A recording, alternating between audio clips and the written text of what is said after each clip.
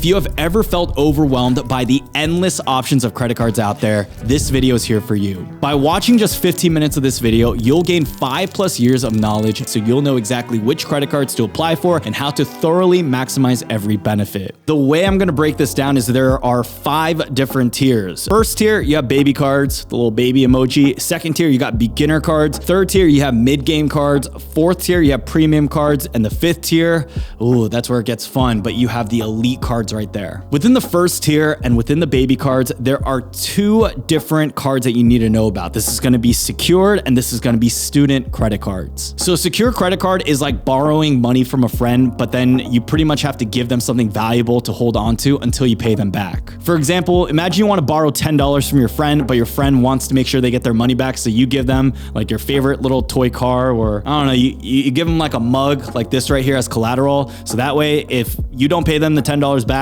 they're keeping your favorite mug. Pretty much with a secured credit card, you're giving the bank a deposit usually between $200 and $500 as that collateral to get a credit card. That way, if you're unable to pay the balance, they'll just keep what you initially gave them. The reason why people usually have to get a secured credit card first is that they have no credit history at all, or they have really bad credit, and you need to show the banks that, look, they have a reason to trust you and that they won't lose much from opening you as a new account user. As you use that secure credit card responsibly, eventually the bank will be like, okay, Brian's, using the secure card properly. Let's go ahead and make it unsecured. So they'll upgrade you to a regular credit card and eventually give your money back that you used as a deposit and say, here is a credit limit that we will extend to you. Now, the second type of credit card within the baby cards that exist is a student credit card. This builds credit. They usually come with lower limits, so they're not going to give you like a $10,000 credit limit. It's usually very, very low. It's very straightforward, where you're not going to get the most extravagant different types of cash back or travel luxury perks or airport lounge access, but they're going to say you get X% of cash back and that's it. No rotating category, no this or that. Usually just a very simple way for you to earn additional money from your credit card usage. What I really like about student credit cards is the fact that they do something called a good grades incentive. And I've done this, I've participated in this many, many times, where if you happen to get a 3.0 GPA, they will give you like a $20 statement credit back onto your account. I remember back when I was still attending community college at Montgomery College in Rockville, I remember there were people from the bank trying to get all these students to sign up for their card, and they would give you like a free water bottle. One of the reasons why companies will also advertise to college students is because once you have a relationship or a bank account or a credit card set up with a certain company, it's more likely that you'll continue to work your way up with their other financial products, where down the road, they'll be able to make money on other offerings that they give you. Moving into the next tier, this is where things get a little fun, a little exciting. I actually did not have to go through the student card route, and I did not have to go through the secured card route. Even with zero credit history, I was able to first get a beginner credit card, where I believe this is where most of you guys have started to. So beginner credit cards are very easy to use still. They have no annual fees, so you don't have to pay a single penny to hold them.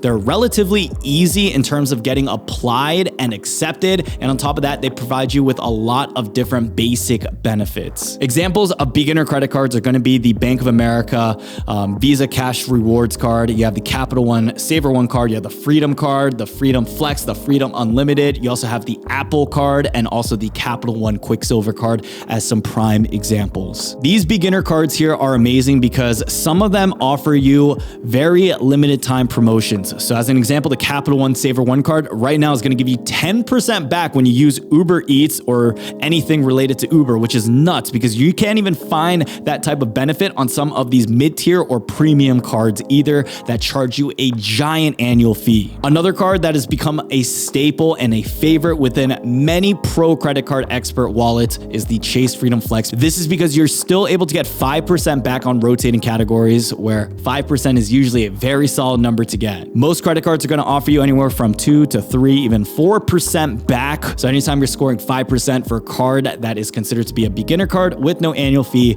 is usually very good. So the first beginner card that I had was one of the Chase Freedom products. I held on to that, and it also allowed me to branch into other roads, which made it viable for me to get the Chase Sapphire Preferred, build up the Chase Trifecta. It builds up my credit score. So if I wanted to branch over into things like American Express and get into some of their mid-tier cards, that was all completely viable too. Within the mid-tier cards, here are a few things that you you need to know. 1, these are gonna have annual fees. Number 2, they are not gonna be as easy to get as beginner cards. And number 3, you're gonna need to know the benefits so you can maximize it fully. A majority of mid-tier cards are gonna give you the best benefit within the travel category and also the dining category. It's also within these cards where you can get eligibility for some of the biggest welcome bonus offers to exist. Take as an example the Chase Sapphire Preferred. It's gonna give you 60,000 points, 60,000 ultimate reward points. And if you're able to get a 2 cent to 1 point redemption, then you can find yourself getting $1,200 cash back. Or as another example, the American Express Gold Card. I mean, the offers right now for this card is all over the place, but even if you're able to score something like 80,000 MR points back, 1-to-1, that is $800 cash back. Now, when you get a credit card with an annual fee within this whole category, you can also find that you get extended perks such as warranty, price protection, you get access to exclusive events, and you do get a higher level of prestige just being within this category. Overall, the benefits of mid-tier credit cards can add up to be significant value for cardholders who use them frequently and know how to take advantage of these perks. It is worth noting though, as soon as you get into the world of credit cards with annual fees, you need to consider the benefits to make sure that it's still worth it to you. You'll notice that on the screen within my examples, I have the World of Hyatt card and also the Marriott Bonvoy card. The way that these cards work is that they could be considered keeper cards where I'm paying a $95 annual fee for the World of Hyatt card, but then I'm able to get a free hotel night credit every single year where the rooms can be worth anywhere from $100 to $200. That means I'm able to net over $100 in free value by just getting that one credit card room and not even just knowing all the other benefits and perks that comes with holding this card, like getting status upgrades. But at the bare minimum, by just booking a free hotel room and staying at that once per year, you're able to at least break even. Now, the next tier within this is optional, but I do need to mention it because this is the pathway where it can open you up for having tremendous amounts of additional welcome bonus offers and points. Now, when it comes to business credit cards, here are some of the perks. You can build your business credit, you can separate your business and personal expenses, and you can also do some very interesting things like having a balance on some of your business credit cards, but it not affecting your personal credit score at all. The main thing though is that business credit cards are going to give you a whole boatload of points, and this is how I was able to quickly reach 1 million total points with just one of my few accounts. Anytime you have 1 million credit card points, let me tell you, that sets you up for a very nice trip pretty much anywhere in the world. If you don't know where to get started with business credit cards, I have a full video talking about the ultimate business credit card guide. I've made a ton of videos within the last 4 years, changing people's lives, giving them access to this type of power. So if you guys want to learn more about that, be sure to check it out at the end of this video too. Moving forward though, within the 4th tier, we have our premium credit cards. And this is where things get a little spicy because it's not just keeper cards that you're talking about. This is where you have to really commit and you have to learn and know these benefits. Otherwise, you can start losing money. Take as an example the American Express Platinum card, which has a $595 annual fee, or the Chase Sapphire Reserve, which has a $550 annual fee. If you got these cards and you did not use up any of the benefits, you'd be paying roughly $1,000 plus every single year for not much else. But let me tell you where things get really interesting. It's with these premium tier cards where you start unlocking the best of the best credit card benefits. I personally own the Platinum and actually the Business Platinum, and it's these cards that I find tremendous amount of value from. Like, I'll give you guys just a real world example. You see this phone right here? Yeah, just a little while ago, my entire back of this phone was cracked because I dropped it on tile. And guess what? Apple was charging me about $500 to $600 in order to get it replaced, and I didn't have Apple Care. I got this phone with the payment on my American Express Business Platinum card. I paid for the cell phone plan on my American Express Business Platinum card, and I also got it repaired on my American Express Business Platinum card. Normally, a repair like that would have costed a fair bit within my pocket, but I was able to get it almost for free. I just had to pay a $50 deductible, and that is because one of the main benefits for the American Express Platinum card is free cell phone protection. I pretty much was able to get the entire annual fee back from getting my phone fixed through American Express. This is also not the first time that I broke my phone and they covered it. I broke my phone another time, I think it was like 3-4 years ago, and I've also lost a pair of AirPods, and then they went ahead and covered that too. When we're talking about some of these elite credit cards, you get some of the very best service, protection, and you get even more than that. So whether it's traveling and trying to get airport lounge access, or whether it's me traveling and booking a hotel, but then them telling me,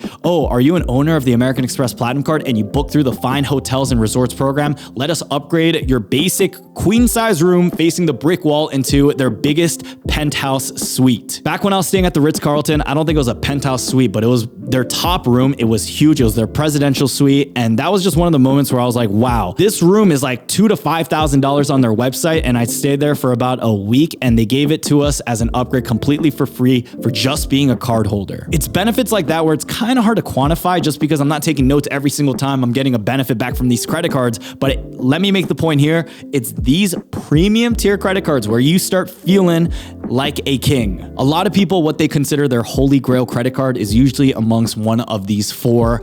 I will say right now, if $595 is a little bit hard to commit. You're not traveling that much, but you still want a ton of travel benefits for when you hit the road or, you know, you take a trip to the city, which is 3 hours away. I would probably recommend right now the Capital One Venture X card. I consider this to be one of the most underrated credit cards for this year. And if you guys want to watch a full updated video and my reasoning on that, be sure to check that out at the end of this video too. So ladies and gents, after you have your fun with the premium tier credit cards, the last one here on this list, the fifth tier, is what I'd call the elite tier. Now, these are cards with the most exclusive benefits, rewards, and perks, and not a lot of people are able to get these cards. Not only do they offer some pretty crazy benefits like the concierge service you would get, but they cost a lot of money in order to even hold on to. So as an example, the American Express Centurion card, also known as the Black Card, has a $10,000 initiation fee, and they also cost you $5,000 in annual fee. So a total of $15,000 that first year card membership. If you want to get the JP Morgan Reserve, also known as the JP Morgan Palladium card, this is going to have a $550 annual fee.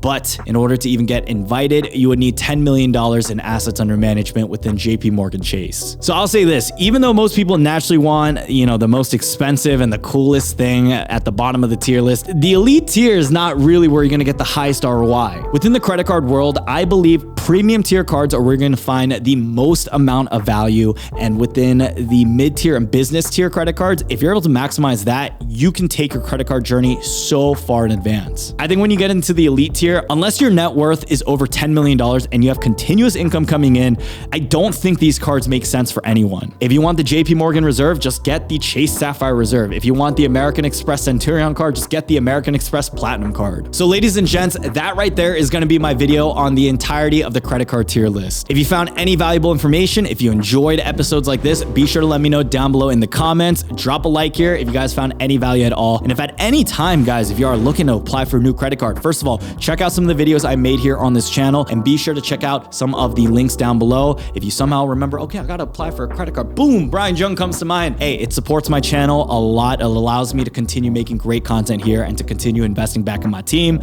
Like my editor, shout out to my boy Ben, got some fire edits on this. Like always, thank you all so much, guys, for watching this video. Be sure to check out some of the other resources here on this channel, and I'll see y'all soon. Peace out.